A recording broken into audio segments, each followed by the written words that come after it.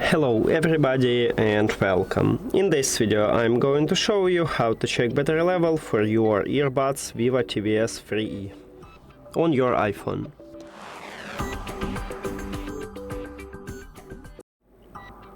And basically you have only one option how to check it. You need to create a widget. So you need to press and hold at empty space, then click Editor Plus at the left top and add widget. Scroll down and you need to find batteries. Right here we have it. You can also use a search and click and write batteries here, then click on it. And right here we have 3 presets. Select the best one for you and then click Add widget. And you can check a battery percentages right here anytime, but make sure that your earbuds turn on and connected with your phone.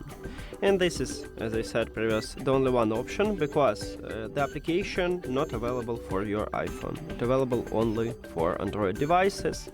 And right here at the widget we can check general battery percentages. So that's it. Thank you for watching this video. If you found it helpful, please consider subscribing to the channel and leave the like on the video. See you later!